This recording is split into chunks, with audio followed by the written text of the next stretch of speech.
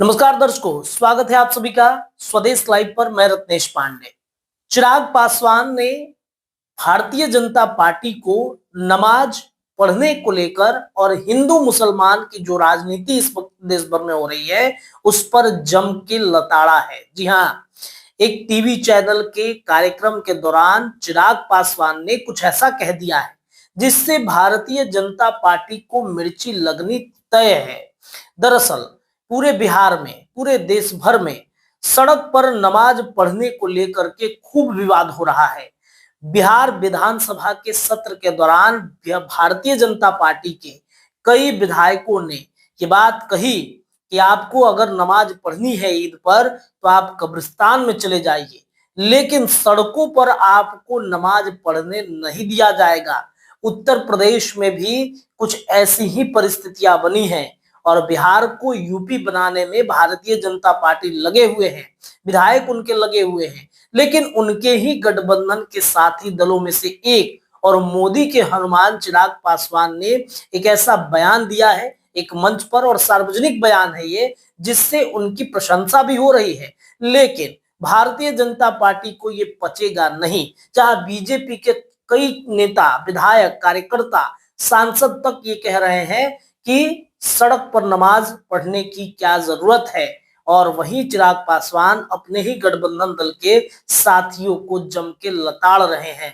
चिराग पासवान के ये बयान हम आपको सुनाएंगे, लेकिन उससे पहले चिराग ने जो बम फोड़ा है, जो बयान दिए हैं, इससे बिहार की राजनीति ही नहीं पूरे देश भर की राजनीति में खलबली मचनी लगभग तय मानी जा रही है। ऐसा पहला मौका नहीं है जब चिराग पासवान ने बीजेपी को आईना दिखाया है, बल्कि ऐसे कई मौके हैं जिस पर चिराग पासवान ने समय समय पर वो चाबी घुमाई है, जिससे भाजपा को लगा कि नहीं, गठबंधन शायद हमारा गड़बड़ हो सकता है। इसके अलावा भी जहां एक तरफ वक्फ बोर्ड संशोधन विधेयक बिल को लेकर मामला अभी तक जेपीसी में है और उसका फैसला भी आने वाला है 1-2 दिनों के अंदर में, उसको लेकर बिहार में, देश भर के मुसलमान जहां चिराग पासवान का विरोध कर रहे हैं, जहां नीतीश कुमार का विरोध कर रहे हैं, जहां नायडू का विरोध कर रहे हैं, तो वहीं चिराग पासवान ने एक ऐसा गेम खेला है जिससे मुसलमानों के चेहरे की रौनक फिर से लौटने वाली है और शायद चिराग पासवान का समर्थन मिल सकता है। इसके अलावा भी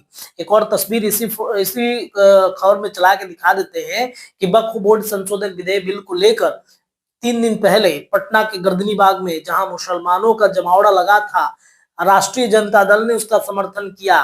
चंद्रशेखर आजाद जो रावण हैं, उन्होंने भी समर्थन किया। तो वहीं चिराग पासवान के मुसलमान नेता भी इस रैली में देखे गए हैं, इस विरोध में देखे गए हैं। तो कहीं ना कहीं चिराग पासवान ने बीजेपी को संदेशा ये भिजवा दिया कि वक्फ बोर्ड संशोधन विधेयक बिल में हम मुसलमानों के साथ हैं, भले ही आप कई फैसले ले ले, लेकिन हमारा ये फैसला नहीं है। हमने ऐसी नहीं, जो वक्फ बोर्ड संशोधन विधेयक बिल है इसका विरोध हम भी करते हैं। अगर ये मुसलमान नेता वहां नहीं बैठे होते तो शायद ये प्रश्न नहीं उठता। वो चिराग के बेहद करीबी भी माने जाते हैं। क्या वो खुद से बैठे हैं? क्या पार्टी इसको लेकर कुछ पार्टी की तरफ से कोई बयान भी नहीं आया है? तो क्या ये माना जाए कि चिराग पासवान मुसलमानों के साथ हैं? आप पहले इस पूरे बयान को सुनिए, आप खुद ही डिसाइड कीजिए कि चिराग पासवान ने जो कुछ भी कहा है, क्या इससे बीजेपी को मिर्ची नहीं लगेगी? छोड़े चलते इस वीडियो के साथ। बीजेपी को लेके जो अभी माहौल बना हुआ है, अभी जैसे हो गया कि संभल में सड़क पे नमाज पढ़ने नहीं देंगे या मेरठ में नहीं पढ़ने देंगे। एक वर्ग का ये कहना है कि अगर सड़क पे नमाज नहीं पढ़ने देना है तो पूरे देश में कीजिए, बीजेपी शासित हर राज्य में कर दीजिए। पूरे यूपी में प्रशासन का ऑर्डर आ जाए कि सड़क पे नमाज पढ़ने नहीं देंगे। कुछ जगहों पर आप रोक रहे हैं। और फिर कुछ लोगों का यह भी कहना है कि अगर ईद के पहले एक दिन पढ़ ही लिया तो क्या ही सड़क घिस तोड़ ही जाएगी। आपका इस पर आपकी राय क्या है? क्योंकि पटना में मुझे याद है, आपको भी पता है, वहां पे सड़क पे नमाज तो होती है। भाई मुझे लगता है ये सब फालतू की बातें हैं, इस पे चर्चा भी नहीं करनी चाहिए, कोई मतलब नहीं बनता इन सारी बातों का। आज देश में बड़े बड़े विषय हैं जिसको लेकर हम लोग को चर्चा करनी चाहिए। और दिक्कत ये होती है कि जब हम लोग ऐसी बेमानी बातों के ऊपर जब हम लोग चर्चा करने लगते हैं, बिना मतलब इससे समाज में, देश में एक तनाव का वातावरण बनता है, एक असहमति का वातावरण बनता है। बिना मतलब के संप्रदाय अलग अलग लोगों के बीच में टकरारें पैदा होती हैं, कोई मतलब नहीं है। जिसको जो जैसे करना है इतने वर्षों से करते आए हैं ना, करते रहेंगे। पर आज जब बड़े एजेंडे हैं, आज देख लीजिए अगर ये सारी बातें नहीं हो रही होती तो संभवतः आप मुझसे पूछते कि आपने as a food processing minister इतने महीनों में क्या किया। और चिराग पर भाई, ये सारी चीजें सेकेंडरी हो जाती चिराग हैं। भाई, जिसको आप फालतू बात बता रहे हैं वो तो आपके ही सहयोगी दल के लोग कर रहे हैं ना। पर मैं हमको तो नहीं पूछना सहमत पड़ हूं रहा ना, मैं यही तो मैं जिक्र कर रहा हूं भाई। देखिए, मैं 21वीं सदी का पढ़ा लिखा युवा हूं। मुझे इन सब बातों से, और मैंने इस बात को बोलते बोलते मैंने कहा है कि धार्मिक विषयों में नहीं इंटरफेयर करना चाहिए, वो व्यक्तिगत आस्था का विषय है। मैंने जब इफ्तार दिया मैं तिलक लगा के गया हूं। अब उसको लेकर अगर ये विवाद खड़ा किया जाए, भाई मेरी आस्था है ना इस पेपर, वो मेरी व्यक्तिगत आस्था है। मैं आपके धर्म का सम्मान करने के लिए मैं अपने धर्म के संस्कारों को तो नहीं भूलूंगा ना। बट ये सारे बंद कमरे के पीछे की बातें हैं ना, ये व्यक्तिगत आस्था का विषय है।